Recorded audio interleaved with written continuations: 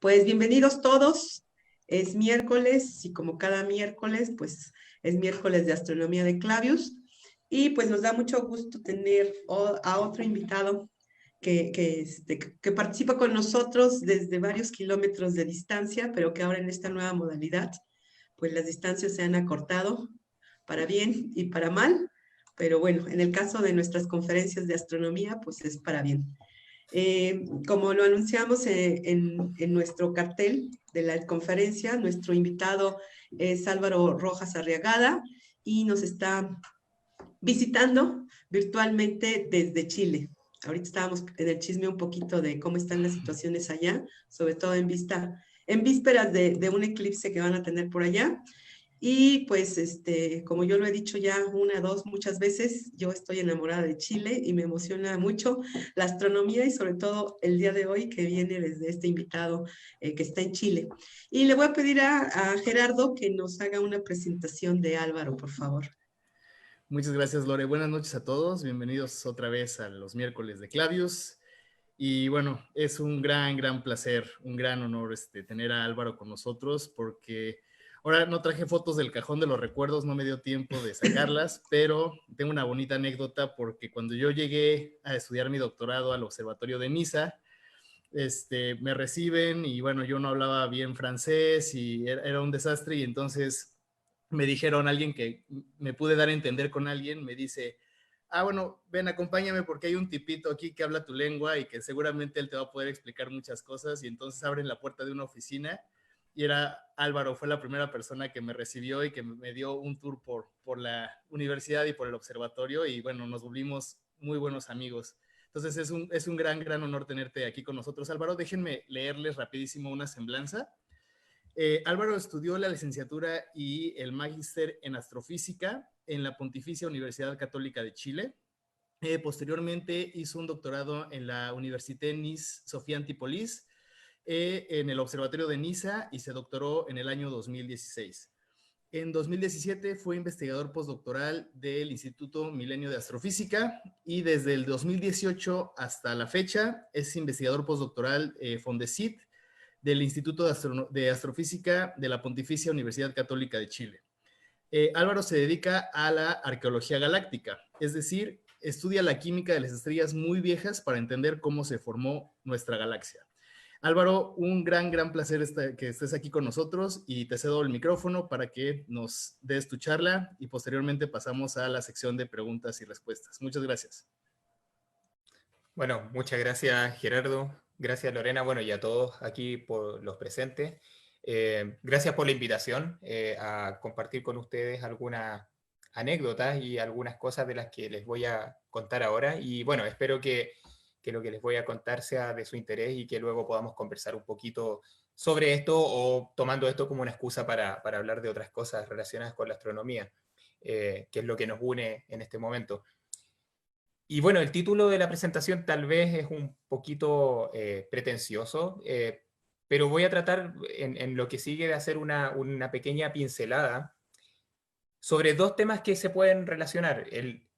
El cielo, la esfera celeste o la visión que tenemos nosotros los hombres desde nuestro pequeño rincón, ¿no?, del universo, como una ventana hacia el universo, o sea, cómo nosotros, el hombre, ha visto el universo y cómo lo ha interpretado y cómo ha proyectado cosas de su inconsciente colectivo en el cielo. Y es entonces una especie de viaje introspectivo a la sociología o a la psicología humana, por supuesto, bastante por encima, y a la vez un pequeño viaje de cómo el universo mismo puede funcionar como una máquina del tiempo, ¿no? Motivado esto, obviamente, como ustedes saben, por el hecho de que la velocidad de la luz es finita y por lo tanto, mientras más lejos vemos en el espacio, más en el pasado estamos viendo en el tiempo. Y ese es el concepto clave, digamos, para varias cosas que les voy a contar en lo que viene.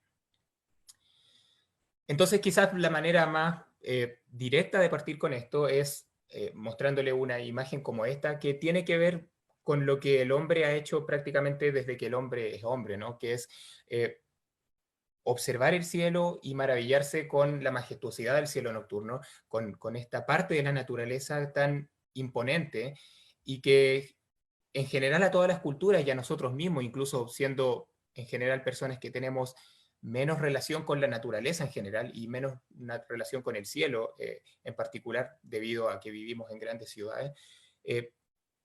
Pero esta visión del cielo nocturno es algo que siempre ha intrigado, sorprendido e inspirado al hombre en todas las épocas humanas, y probablemente una de las primeras actividades humanas fue justamente el observar el cielo como un medio de inspiración estética, podríamos decir, pero también como un medio práctico de poder, por ejemplo, entender los ciclos anuales y poder entonces procurarse las cosechas, ¿no? Cuando el hombre dejó de ser un cazador-recolector y se estableció como en comunidades sedentarias, que entonces dependían de tener un cierto control o por lo menos un cierto conocimiento de cómo funcionaban los ciclos de la naturaleza y cómo eso impactaba entonces sus capacidades de guarecerse y de procurarse alimentos a través del año, ¿no?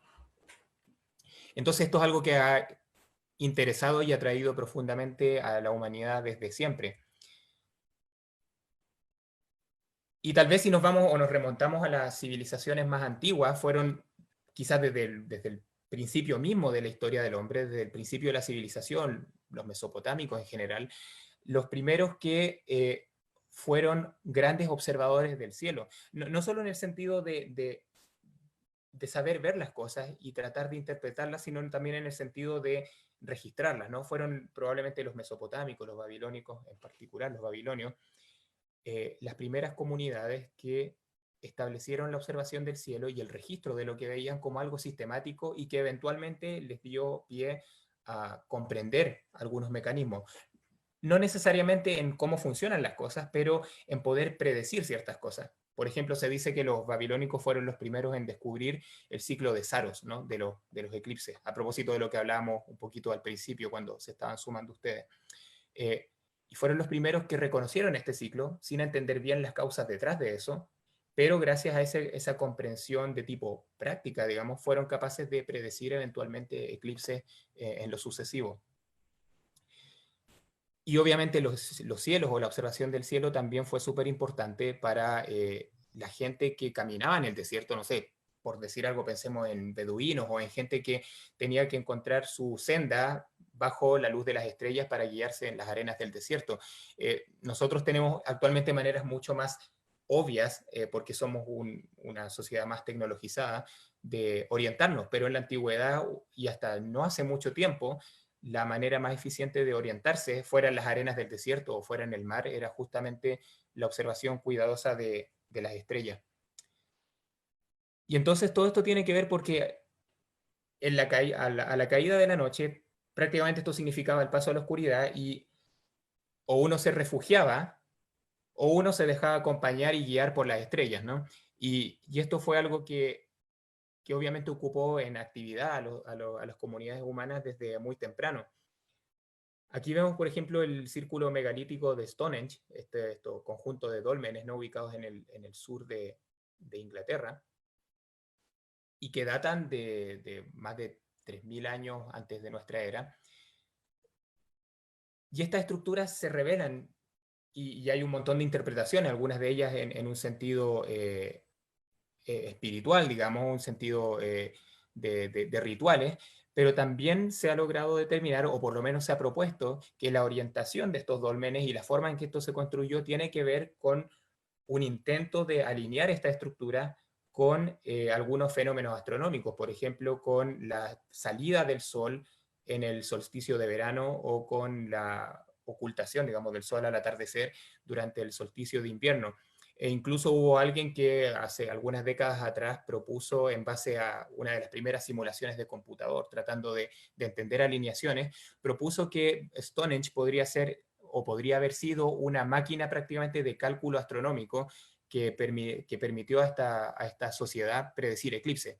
Algo que ha sido rebatido, algo que ha sido estudiado, pero por lo menos está la idea de que estas estructuras antiguas fueron hechas justamente siguiendo alineaciones o siguiendo principios que se derivan de la observación astronómica.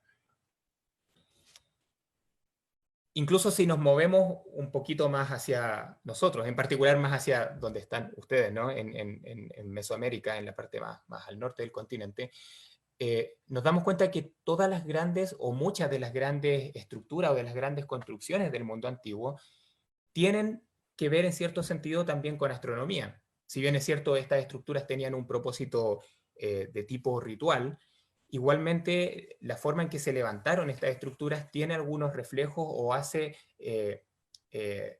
o toma relaciones con algún sentido astronómico. Por ejemplo, esta pirámide que algunos de ustedes tal vez han tenido la suerte de visitar, ¿no? En Chichén Itzá, el templo de Kukulcán, ¿verdad? Tiene estas 4 escalinatas, cada una de las cuales tiene 91 escalones, entonces sumando todos esos peldaños dan 364 peldaños. Y si le sumamos a eso la plataforma que está aquí arriba, tenemos 365, que de hecho es el número de días que tenía el calendario agrícola solar de la cultura maya, o uno de los calendarios. No soy experto en esto, pero aquí hay una relación. Incluso la alineación del templo mismo, de esta estructura, tiene que ver también con que en algunos momentos del año se dan particulares proyecciones de sombra, ¿no? Que tienen que ver justamente con la alineación del templo con el sol en momentos claves del año, como son los solsticios o los equinoccios. Y esto es válido para todas las estructuras. O sea, muchos de ustedes habrán escuchado las alineaciones astronómicas que tienen las pirámides egipcias, que tienen algunas construcciones acá en Mesoamérica, y así sucesivamente. Probablemente también porque todos estos templos o todas estas estructuras se levantaron también para hacer honor a estos ciclos que la gente había aprendido a reconocer y que entonces se utilizaban para, a través de rituales, asegurar o velar por la continuidad de estos ciclos naturales que las distintas generaciones habían aprendido a reconocer. Y bueno, esto revela algo, permítanme volver un segundito a esto. Esto revela que realmente el hombre desde muy tempranamente y hasta más o menos recientemente tuvo una conexión muy fuerte con el cielo, sencillamente porque el hombre vivía en un, digamos, espacio vital que al caer la noche se oscurecía y uno tenía un contacto directo con el cielo, algo que no sucede actualmente. De hecho, hay una anécdota que cuenta que en los años 90 hubo un apagón eléctrico bastante grande en la costa de California, en la costa del sur de California, y cuenta la historia que mucha gente reportó o llamó al 911 para reportar un poco de manera alarmada que ellos veían una nube blanquecina flotando encima de la ciudad y la estaban reportando porque se asustaron y no sabían lo que era. Y lo que resulta de esto es que en realidad estas personas estaban viendo por primera vez la Vía Láctea, que no la habían visto nunca en su vida y que se sorprendieron de repente de verla de golpe y porrazo cuando se apagó la luz de toda la región o de toda la ciudad. Y eso nos dice qué tan desconectados hemos llegado a estar a veces como hombres modernos de esta visión del cielo, y donde de hecho se estima que alrededor del 80% de los humanos actuales no han tenido la experiencia de ver un cielo totalmente oscuro, como se logra yendo a las montañas o yendo al desierto. Y eso habla mucho del tipo de sociedad o del tipo de seres humanos que somos ahora, bastante desconectados de esta parte de la naturaleza. Pero bueno, volviendo al relato un poco de las proyecciones del hombre del cielo, a mí me gusta mucho esto que les estoy mostrando acá, que son pinturas rupestres ubicadas en el suroeste de Francia, y que a priori nos dicen qué tipo de cosas los seres humanos antiguos de también, ¿no? Hace 17.000 años, eligieron dibujar cuando se metieron a cuevas en donde no llegaba la luz del sol. O sea, estas cuevas donde se descubrieron estas pinturas son lugares relativamente de difícil acceso. O sea, hay que hacer un esfuerzo significativo para meterse ahí, hay que procurarse iluminación para poder entrar ahí. Y entonces estamos pensando que seres humanos se metieron un poco al interior de la Tierra a iluminarse, tal vez a tener algún tipo de ritual, o no sabemos exactamente qué, pero cuando en ese momento y en esos lugares decidieron plasmar lo que ellos tenían en su mente, ¿no? Todo su ideario, o todo lo que les era significativo, lo que eligieron pintar fueron cosas como las que ustedes ven acá, que a priori ustedes me dirán, bueno, son animales, obvio, porque estos eran sociedades probablemente de cazadores-recolectores o empezando recién a establecerse, y por lo tanto lo que era importante para ellos eran los animales de caza o en general la fauna, ¿no? que los rodeaba. Y es así como ustedes pueden ver acá que hay un toro, ¿no? Básicamente, y aquí hay una especie de bisonte, tal vez una especie de hombre pájaro, ¿no? Un tipo de animal mitológico y una pequeña ave. Pero si nos fijamos un poco más en detalle, nos vamos a dar cuenta que en esta pintura de acá, lo que tal vez ellos también representaron como una capa más de interpretación, digamos, abstracta, es que aquí ustedes ven estas estrellas de acá que, si ustedes me creen por el momento, como que son las Tres Marías. De hecho acá está el cinturón de Orión, esto vendría a ser entonces Aldebarán, y si ustedes siguen para acá, ustedes reconocerán que esto de acá son entonces las Pléyades. Y si nosotros ponemos un mapa estelar por acá encima, la verdad es que calza bastante bien. O sea, lo que ellos hicieron sobre una capa de animales que para ellos tenían mucha importancia, pusieron además una simbología astronómica en un mismo nivel. Y lo mismo sucede acá, donde en realidad los ojos de estos tres animales, digamos, en un sentido genérico, terminan dibujando lo que se llama el triángulo vernal en el hemisferio norte, que probablemente era algo importante porque era una configuración de estrellas que se daba en una época del año que era importante, bueno, porque era el verano, ¿no? E incluso si vamos un poco más a otro tipo de evidencias de tipo arqueológica, o más bien aquí petroglifos prácticamente, nos encontramos con este grabado rupestre en donde hay una especie que ustedes ven de hacha ceremonial, y estas estrellas de acá, o esto que al principio no reconocemos bien qué es, pero que examinándolo un poquito nos damos cuenta que es una representación de las Pléyades, ¿no? Las Pléyades en roca junto con un hacha ceremonial. Y esto, bueno, en un petroglifo que hay en una región en el sur de Francia, en un valle que se llama el Valle de las Maravillas, que tiene varias evidencias arqueológicas, y entre ellas esta representación de las Pléyades en la piedra. E incluso en muchas culturas se asoció a los cuerpos celestes con deidades, ¿no? Con deidades o con figuras de mayor autoridad. Por ejemplo, aquí nosotros vemos esta estela babilónica del rey Melichipac, donde vemos a la izquierda al dios de la justicia, que está entablando, no sé, una conversación con el rey y su hija, pero por encima de esta situación que tiene que ver, ¿no?, con el rey hablando con un dios, se ven justamente la representación de una estrella, de la luna y del sol, como objetos que también tienen una relevancia súper importante, ¿no? Y que entonces acompañan esta representación de un hecho bastante importante, que es el rey hablando con el dios de la justicia. Entonces siempre los objetos astronómicos incluso se han asociado con deidades que son los que velan o los que dirigen incluso la vida de los hombres. Y de esto deriva obviamente eventualmente la astrología, ¿no?, que hasta nuestros días pretende explicar las cosas que nos suceden día a día en base a lo que vemos en el cielo.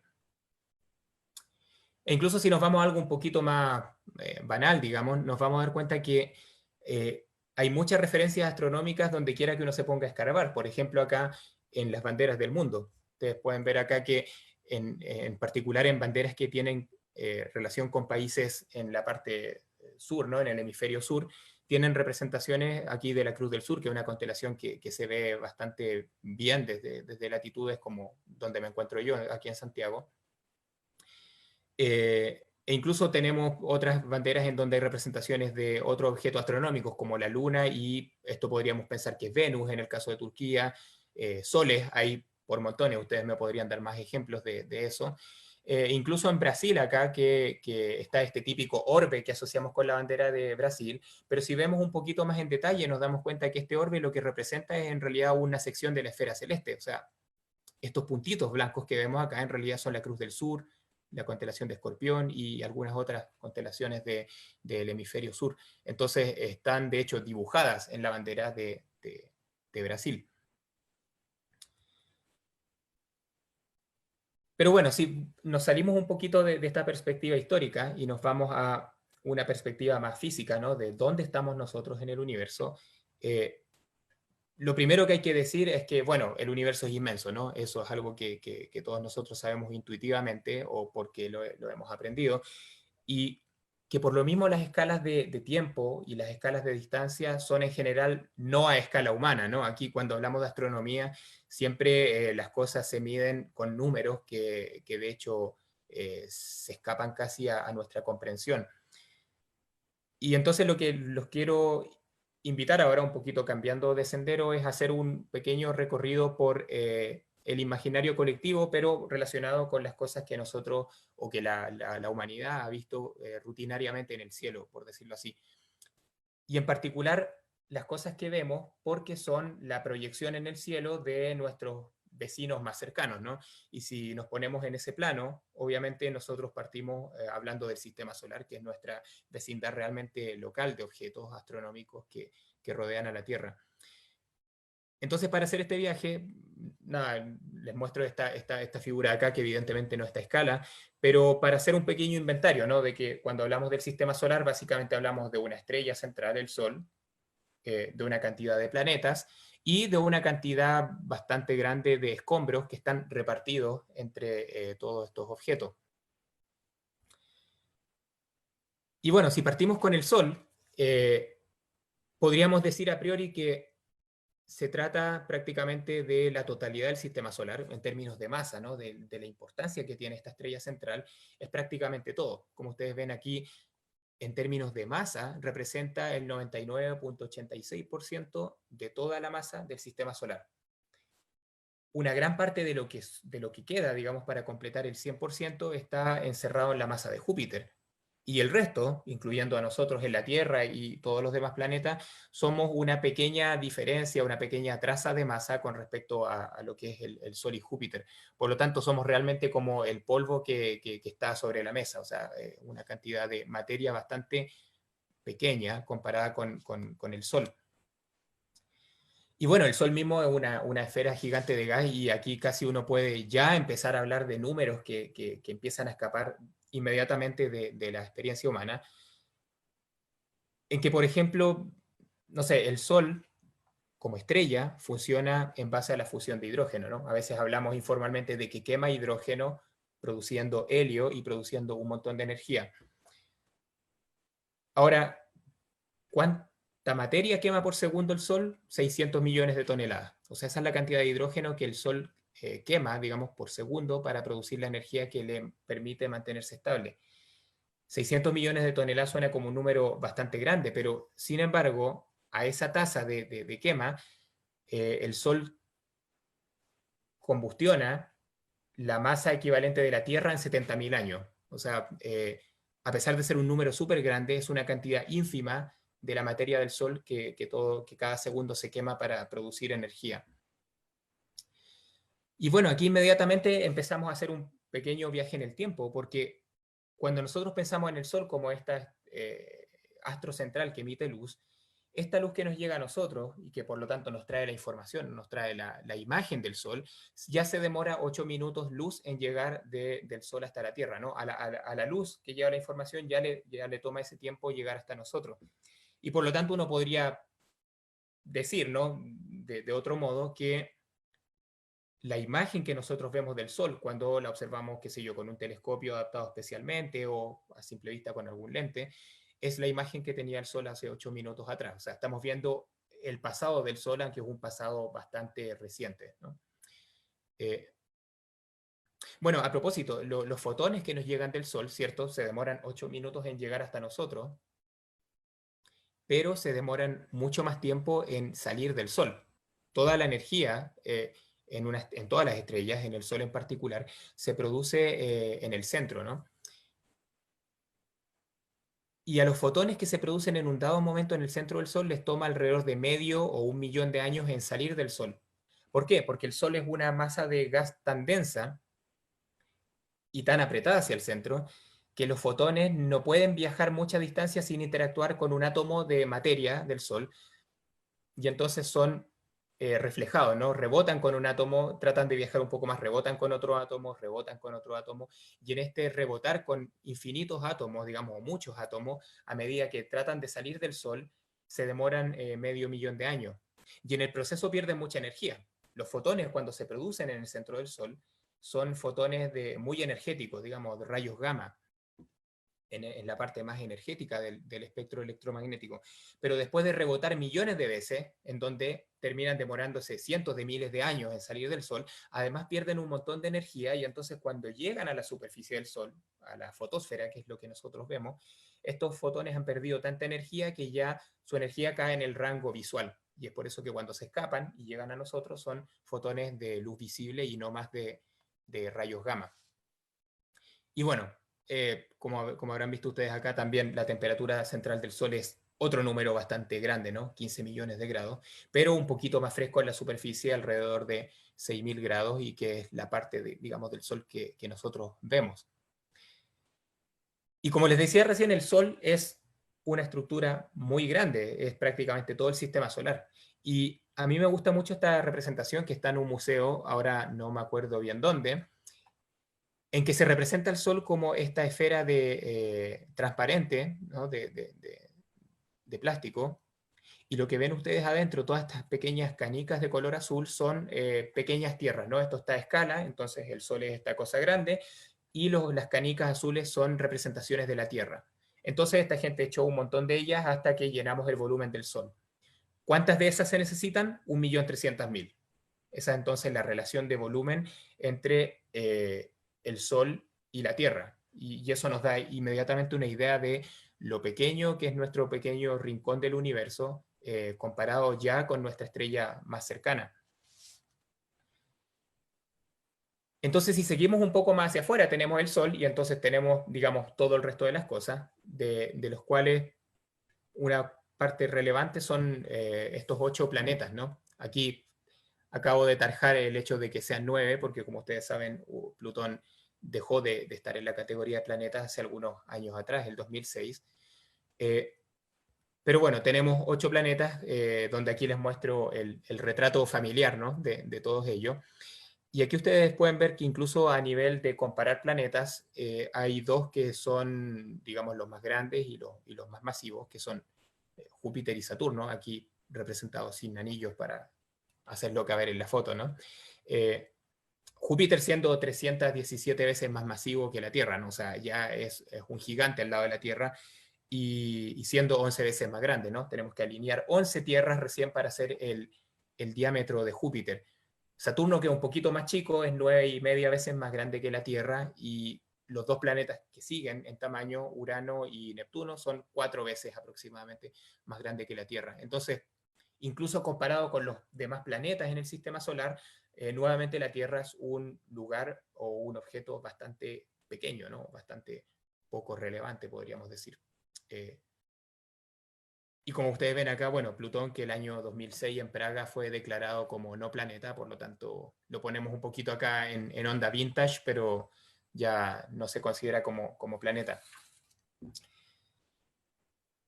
Y bueno, los planetas desde un punto de vista como observacional, ¿no? Como los vemos o como los han visto los seres humanos en general, se caracterizan por algo que en realidad les da su nombre, ¿no? Por el hecho de que son objetos que se mueven en el cielo y que cambian de posición, digamos, prácticamente día a día o a través de los meses con respecto a las estrellas fijas. Y fue por eso que los antiguos le dieron este nombre planeta, que viene del griego, ¿no? De una palabra griega que significa errante, justamente porque son objetos que se mueven entre medio de las estrellas. Aquí les muestro, por ejemplo, una foto donde se ve a Venus y a Mercurio al atardecer, y aquí otra bastante impresionante, que es de que en algunas ocasiones, como Mercurio y Venus son planetas internos, entonces que están orbitando en torno al Sol por dentro de la órbita de la Tierra, a veces incluso lo vemos cruzar el disco solar, como ustedes pueden ver acá a Venus el 2012, si no me equivoco, cruzando por el disco solar. Lamentablemente, si se perdieron este último cruce, y yo me decepcioné bastante cuando me enteré de esto, el siguiente tránsito me parece que va a ser en el 2100 algo, o sea que, bueno, no lo vimos ya. Pero bueno, esto es lo que sucede con los planetas internos, ¿no? Son planetas que como dan vueltas en torno al Sol, en el interior de la órbita de la Tierra, nunca se alejan, desde nuestra perspectiva, mucho del Sol.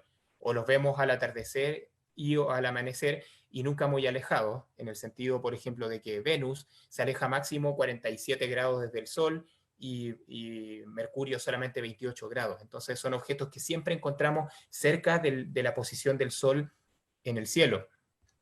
Este ya no es el caso para los demás planetas que orbitan por afuera de la órbita de la Tierra, que son los, digamos, los que podemos llamar los planetas externos, ¿no?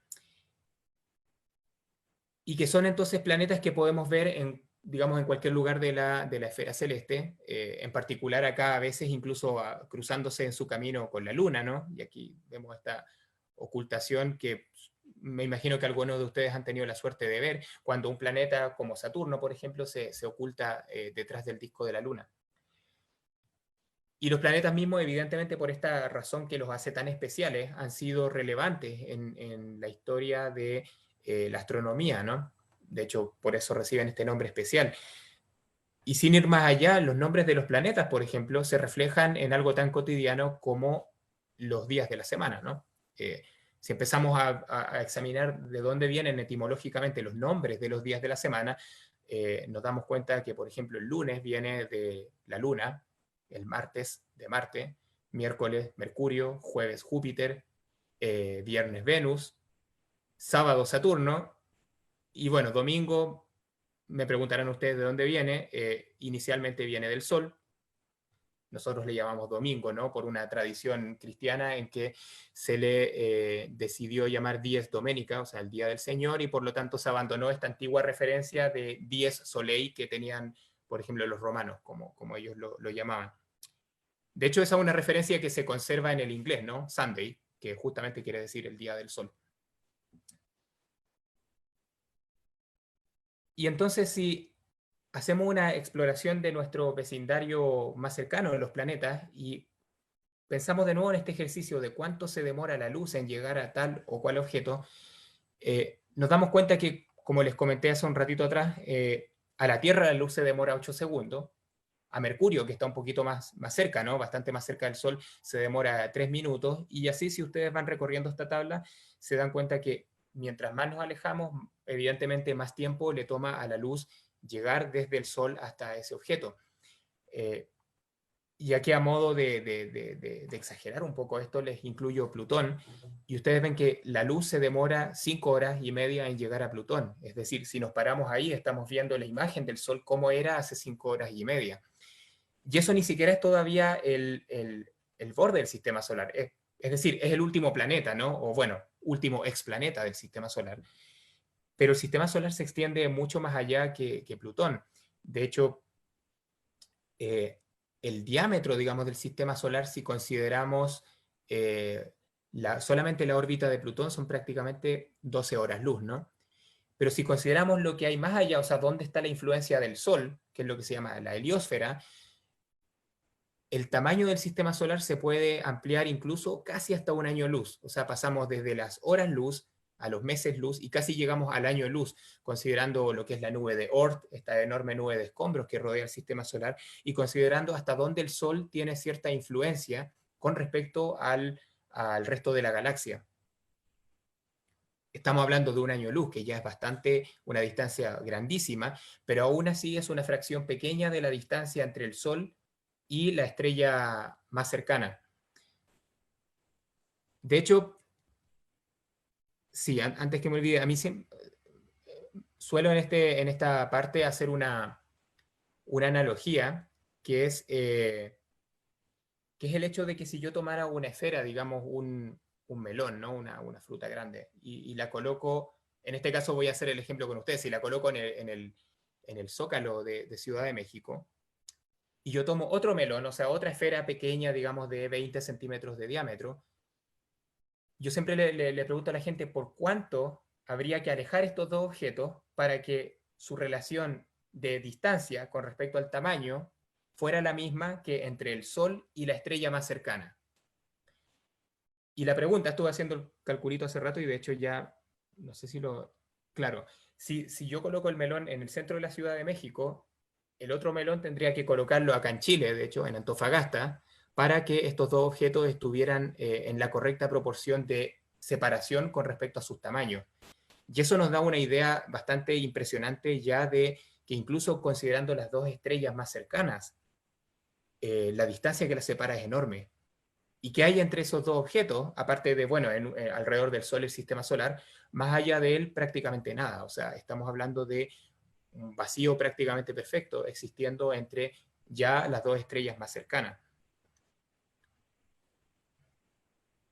Pero bueno, volviendo un poquito de vuelta al sistema solar, yo les contaba entonces en esta especie de inventario que tenemos el Sol, tenemos estos 8 planetas y tenemos un montón de escombros, ¿no? Que son objetos que quedaron después de la formación del sistema solar. Es decir, todo lo que no coaguló en formar planetas como los rocosos o el núcleo de los planetas gigantes quedó flotando por ahí y se de hecho agrupó en algunas regiones del sistema solar, algunas famosas como el cinturón de asteroides o un poco menos famosas como el cinturón de Kuiper y la nube de Oort más afuera, que son justamente reservorios de todos estos objetos pequeños que están, digamos, entre nosotros, ¿no? Orbitando los planetas.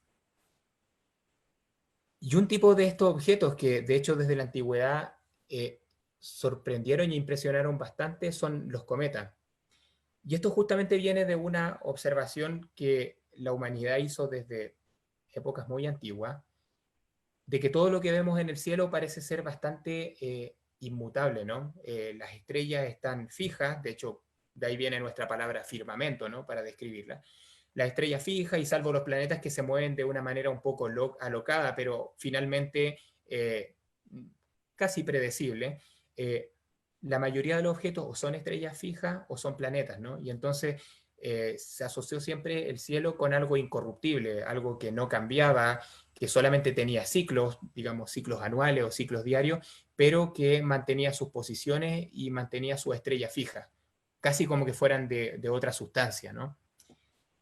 Pero resulta que en algunas ocasiones al atardecer aparecen este tipo de objetos que irrumpen en el cielo y rompen una cadena de, digamos, de ciclos ininterrumpidos de una manera bastante violenta.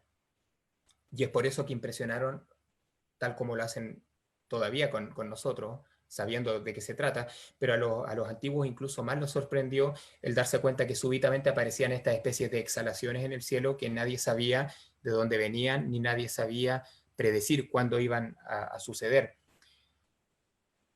Y bueno, estos cometas que de hecho el nombre, ¿no? Cometa viene de una descripción como estrella cabelluda, viene justamente del hecho de que son objetos que parten a veces como un pequeño puntito en el cielo y que desarrolla luego una cola a través de los días, colas que pueden llegar a ser bastante impresionantes en el cielo nocturno y que tienen que ver justamente con que físicamente estamos hablando de objetos relativamente pequeños, ¿no? De un par de orden de kilómetros típicamente de tamaño, que corresponden justamente a objetos muy antiguos del sistema solar, que vienen de la formación del sistema solar, y que básicamente a veces la gente los describe como bola de nieve sucia, ¿no? Un montón de hielo y partículas que está dando vuelta, que vienen de las partes más externas del sistema solar, y que por lo tanto cuando aparecen lo hacen cada decenas o en general cientos o miles de años, y cuando se acercan al Sol comienzan a sublimarse y entonces comienzan a liberar parte del material particulado, parte del gas, y entonces forman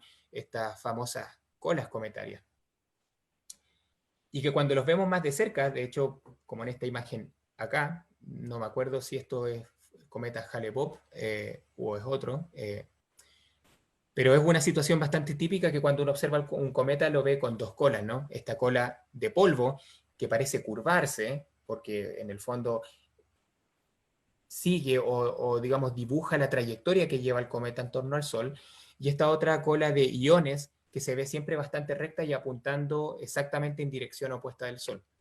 Y la diferencia de eso es justamente que como estas son partículas, van quedando como una traza de por donde se mueve el cometa en su órbita en torno al Sol, y esta cola de iones apunta en dirección opuesta del Sol porque son iones, por ejemplo, de monóxido de carbono ionizado, que entonces siguen las líneas de campo magnético del Sol que apuntan radialmente hacia afuera. Entonces, por eso que estas colas se tienden a separar espacialmente.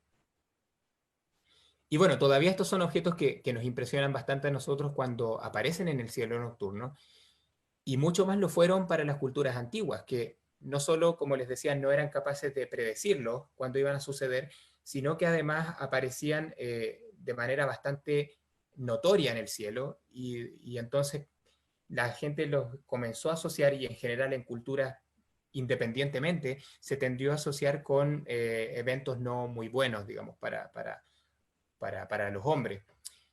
Les muestro estas imágenes acá básicamente para darles a ver que incluso civilizaciones o culturas tan antiguas como los chinos ya se dedicaron a observar estos objetos y se dieron cuenta que, si bien es cierto, no podían predecir cuándo sucedían y no entendían, por supuesto, por qué se producían, sí eran capaces de darse cuenta que los cometas suelen tener apariencias diferentes y que por lo tanto podía establecerse una especie de clasificación. Y aquí ven ustedes que hay un montón de dibujos que representan, digamos, distintos tipos de cometas. Aquí tenemos otra representación de un cometa en un petroglifo también de China, o una representación de un cometa esto me parece que es en una gruta en Italia.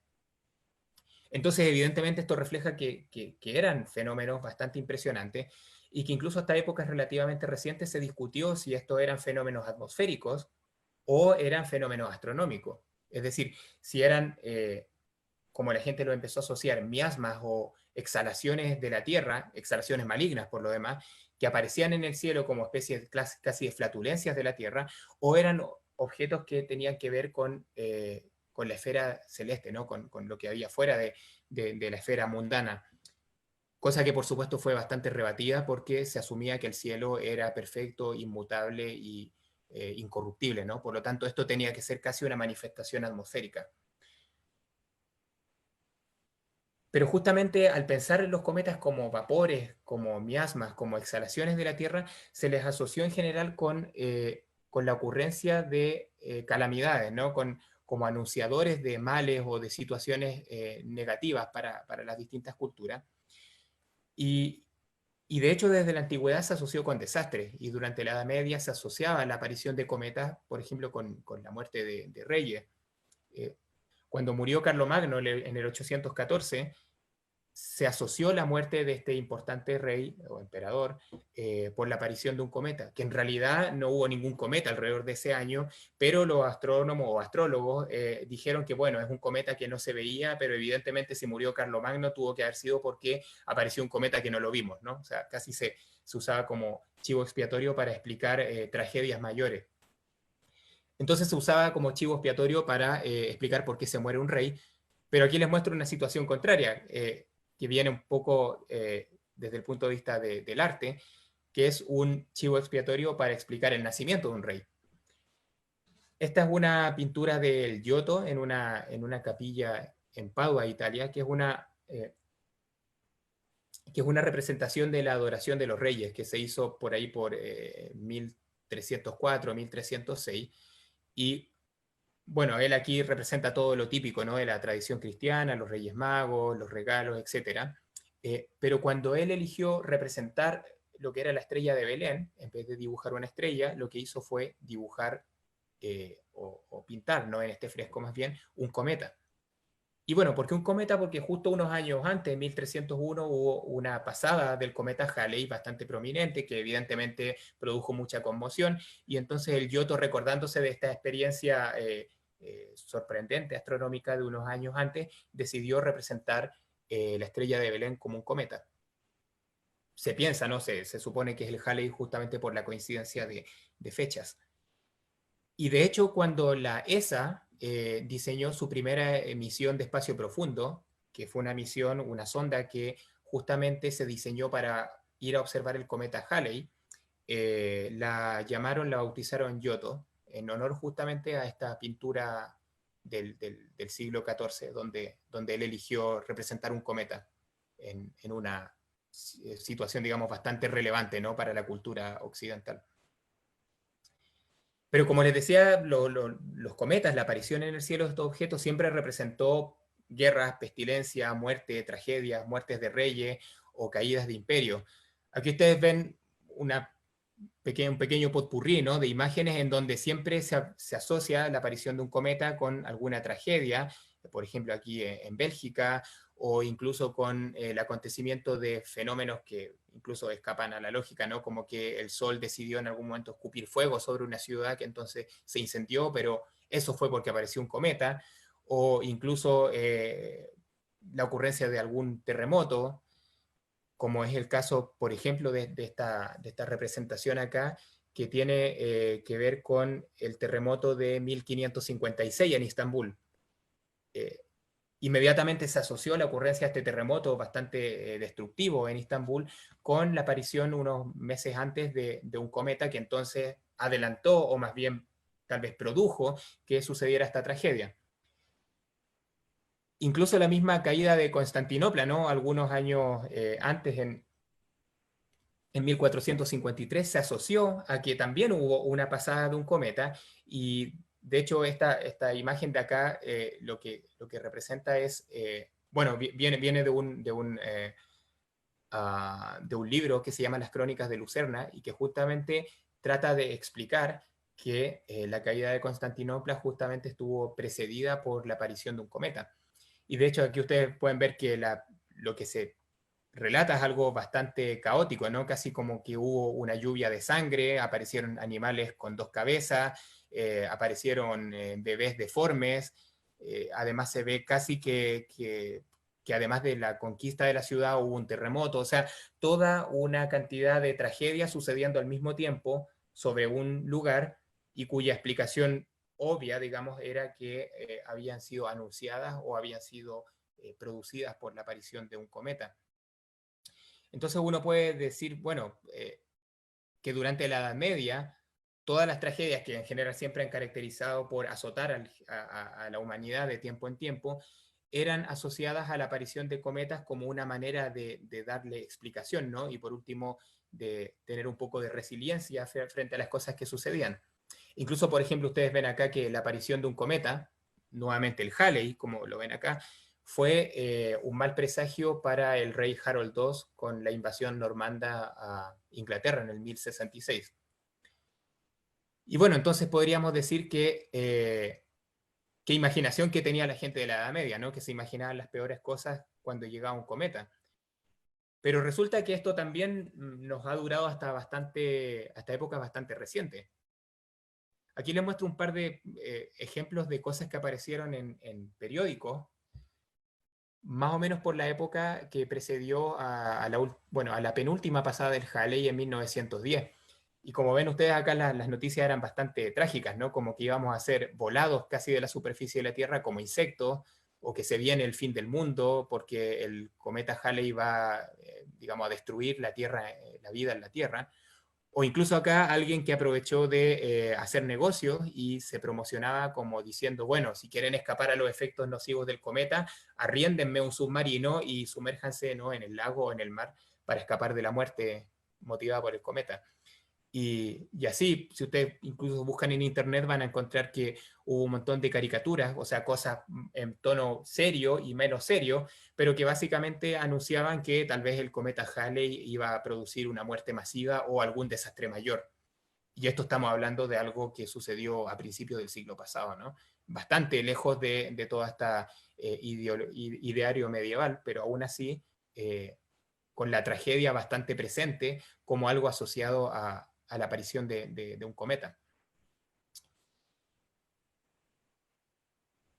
Y bueno, al final de cuentas, todas estas cosas que vemos en el cielo nocturno, ¿no?, planetas o cometas, son objetos que rompen la estabilidad de lo que de otra forma es algo bastante permanente, ¿no?, que es el firmamento, que es donde están las estrellas fijas y donde la gente desde épocas muy antiguas supo reconocer una estabilidad de las cosas, ¿no?, en que había una esfera celeste, en que los objetos que se veían estaban en posiciones fijas, tenían brillo fijo y tenían una configuración que era permanente y que parecía incorruptible.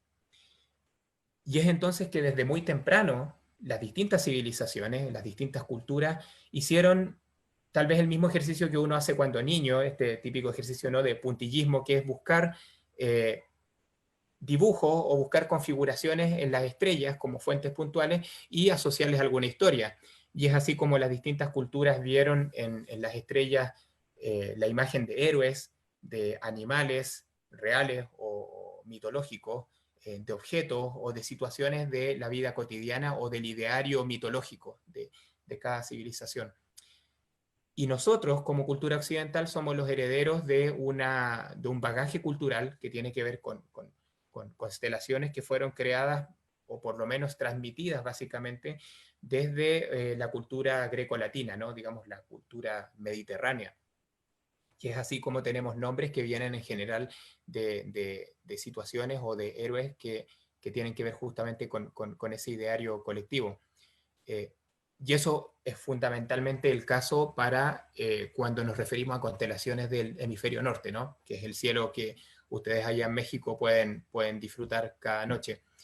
Y entonces cuando nos ponemos a ver, bueno, cuáles son las constelaciones del hemisferio norte, en general nos encontramos con referencias justamente a la cultura grecolatina, ¿no? Tenemos Orión, tenemos un perro, Andrómeda, cuya historia es bien conocida y viene justamente de esta cultura, animales mitológicos asociados con esta cultura como el dragón, la hidra, y animales que son propios del hemisferio norte de la Tierra, como el cisne, por ejemplo.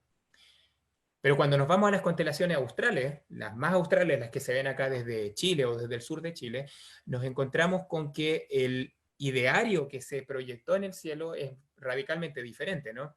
Aquí tal vez elegí algunos ejemplos un poco más exagerados para hacer el punto, pero ustedes ven que aquí hay constelaciones que se llaman el octante, el microscopio, la brújula o la máquina neumática, ¿no? O sea, estamos hablando de objetos que no tienen nada que ver con Andrómeda o con Perseo, ¿no?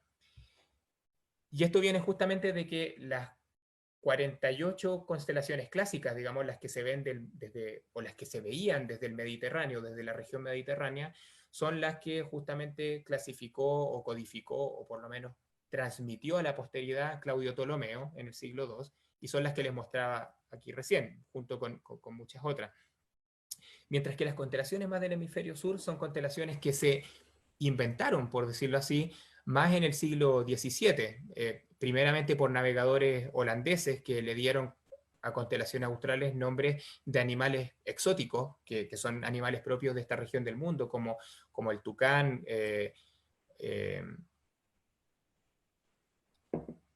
o el pez volador, ¿no? Hay varias constelaciones que tienen que ver con animales de esta región del mundo, y otras constelaciones como las catalogadas por Nicolás Luis de Lacaille, que son las que ustedes ven acá, que tienen que ver con las últimas invenciones de esta época, que ya era la época de la Ilustración, ¿no? En donde estábamos tratando de iluminar con la razón el devenir humano, y que por lo tanto nos apoyamos en la existencia de máquinas que construíamos para progresar, ¿no? Y entonces lo que estaba en el ideario colectivo eran justamente máquinas o animales exóticos que la gente estaba descubriendo en estos viajes de exploración en el sur del mundo.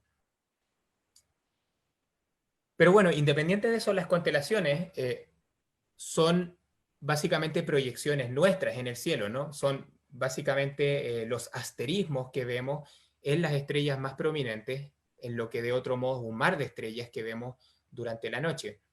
Entonces no son objetos físicos propiamente tal, ¿no? Sino que son proyecciones que nosotros vemos en el cielo. Y bueno, son las estrellas más prominentes de un océano de estrellas, dentro del cual, cuando nosotros observamos en un lugar alejado de las luces de la ciudad, nos llama inmediatamente la atención este objeto que alarmó a la gente de Los Ángeles, como les contaba en los años 90, que es la Vía Láctea, ¿no? Que es el objeto más prominente del cielo nocturno, y que no es más que la proyección en el cielo nocturno de nuestra galaxia, ¿no? Que es ya, digamos, si antes en el sistema solar hablábamos de nuestra casa, ahora estamos hablando de la ciudad completa, ¿no? Que es donde nosotros vivimos, y que es un sistema de más de 100.000 millones de estrellas, bastante masivo y bastante grande. Y bueno, creo que esto que les quería mostrar acá es básicamente para relevar el hecho de que la Vía Láctea, como un objeto muy prominente en el cielo, evidentemente tuvo una cabida súper central en las interpretaciones mitológicas de la gente, donde de hecho el nombre Vía Láctea proviene justamente de una historia en donde Juno, amamantando, derramó leche, y que entonces se derramó hacia el cielo y produjo esta franja de luz blanquecina que ellos asociaban como leche en la esfera celeste. y más en nuestro lado del mundo, ¿no? En las culturas propias de América, los incas, por ejemplo, interpretaban la Vía Láctea como un lienzo en donde ellos veían historias o veían constelaciones que no eran hechas de estrellas, sino que eran hechas de las nubes oscuras que vemos proyectadas sobre la Vía Láctea. Y entonces lo que ellos se imaginaban, que esto aquí está representado en una pintura que refleja justamente este ideario colectivo, es que lo que uno veía en la Vía Láctea era la proyección de una historia en que había una llama con sus llamitos chicos que estaba siendo acechada por una especie de zorro o animal que entonces iba a atacarlo, pero que está siendo está a punto de ser espantado por el cuidador de las llamas, ¿no? Entonces ellos veían toda una historia y veían constelaciones o animales proyectados en las nubes oscuras de la Vía Láctea. Pero bueno, la Vía Láctea en sí, como les decía hace un momento, es un sistema gigante. Aquí ustedes lo ven en una representación más bien artística, ¿no? Un gigantesco disco de 100.000 millones de estrellas, del cual nosotros vemos una porción bastante pequeña. Aquí yo les he marcado usted está aquí, ¿no? Típico que a veces se ven en este tipo de imágenes, pero en este círculo rojo yo les he marcado aproximadamente el volumen o la región de la Vía Láctea que nosotros podemos ver a simple vista. Todas las estrellas que ustedes ven en el cielo nocturno son parte de nuestra galaxia, son parte de la Vía Láctea.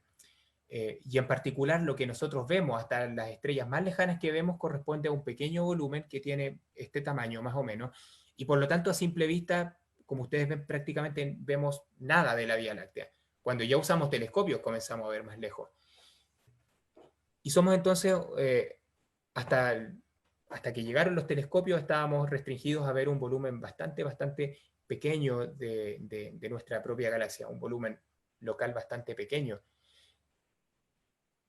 que sin embargo es bastante grande en términos de cuánto le toma a la luz llegar hasta los distintos lugares.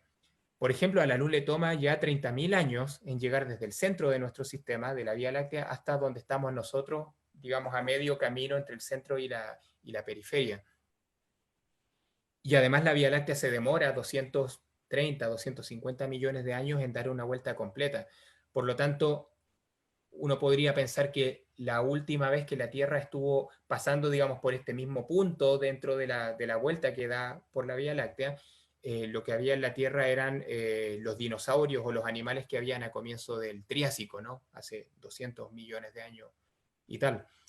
Y entonces si hacemos un pequeño viaje hacia afuera nuevamente, dentro de este pequeño volumen local que les decía acá, nos damos cuenta que ya la estrella más cercana está a 4 años luz de distancia, y si nos vamos a estrellas prominentes que vemos en el cielo, como Sirio, Aldebarán, Bellatrix o Antares, nos damos cuenta que vemos progresivamente más y más lejos, hasta 600 años luz de distancia, y hasta que llegamos a la estrella más lejana que podemos ver a simple vista, que es una gigante amarilla que se llama Rho Casiopea, y que está casi a 12.000 años luz de distancia. Es decir, la estrella más lejana que nosotros podemos ver, la vemos como era hace 12.000 años atrás, y esta es la más lejana que podemos ver. Después, evidentemente hay objetos que no son estrellas, que podemos ver a simple vista y que están más allá de la Vía Láctea. Y digamos son 3. 2 de ellos los pueden ver acá en esta imagen, que son las nubes de Magallanes, que se ven desde esta parte del mundo, y el otro es Andrómeda, que es otra galaxia, como la Vía Láctea, pero fuera de la nuestra, que es la que pueden ver ustedes allá desde el hemisferio norte. Y entonces si salimos de nuestro vecindario solar, nuestra galaxia, y nos alejamos más y más, nos damos cuenta que finalmente las distancias crecen a números que nuevamente escapan a nuestra casi comprensión cotidiana, porque ya las nubes de Magallanes, que son las 2 galaxias más cercanas a la Vía Láctea, están a 160.000 y a 200.000 años luz de distancia. Pero si nos alejamos un poco más, la galaxia de Andrómeda, esta que ustedes pueden ver si salen, me imagino yo que si salen de Ciudad de México, un lugar un poco más oscuro, están viendo esta pequeña nubecita de luz cuya luz fue emitida hace 2,5 millones de años, y esa es la luz que recién nos está llegando a nuestros ojos. O sea, esos fotones que entran y que nos hacen ver la galaxia de Andrómeda han viajado 2,5 millones de años solamente para llegar hasta nosotros. Y esta es una galaxia relativamente cercana. Si nos vamos alejando más y más, nos vamos a dar cuenta que cada vez vamos viendo más hacia el pasado remoto, hasta llegar a las galaxias más lejanas que podemos ver, que están a unos 13.000 millones de años luz de distancia, que es básicamente el borde observable del universo y que por lo demás es casi una distancia que corresponde a objetos cuya luz ha tenido que viajar durante toda la existencia del universo para llegar hasta nosotros. Y ese es el tipo de objetos que nosotros ya, por supuesto, no podemos ver a simple vista, incluso no podemos ver con telescopio directamente, sino que pueden ser vistas en imágenes en donde el telescopio recolecta luz por mucho tiempo. Esta imagen yo creo que por supuesto ustedes la han reconocido al instante, que es uno de los campos ultra profundos del telescopio espacial Hubble, ¿no? Cuando se decidió apuntar el telescopio espacial Hubble a una zona del cielo aparentemente desprovista de objetos, vacía, pero se dejó apuntando ahí y con la cámara, digamos, del obturador abierto, por decirlo así, por 2 semanas, el equivalente a 2 semanas. Y lo que se descubrió es que este pequeño pedacito del cielo no era vacío, sino que estaba repleto de miles de galaxias, dentro de las cuales ustedes pueden ver toda una colección de distintos colores, distintas formas, y les puedo decir yo, distintas distancias, hasta estos objetos que, si ustedes se fijan, hay por aquí y por allá, que son pequeños objetos muy rojos que se ven en algunas partes, por ejemplo aquí, por ejemplo acá, y que son galaxias que están a distancias que corresponden casi a la periferia del universo observable, a 13.000 años luz de distancia, y que por un tema de expansión del universo sufren un enrojecimiento y por eso se ven de estos colores tan rojizos. Es decir, el universo mismo se estira de tal manera que esta luz nos llega con un color más rojo del que realmente tuvo cuando fue emitida. Y esto es el borde del universo observable y es el borde de lo más lejano en el tiempo que podemos ver, 13.000 millones de años, que es la edad misma del universo, prácticamente.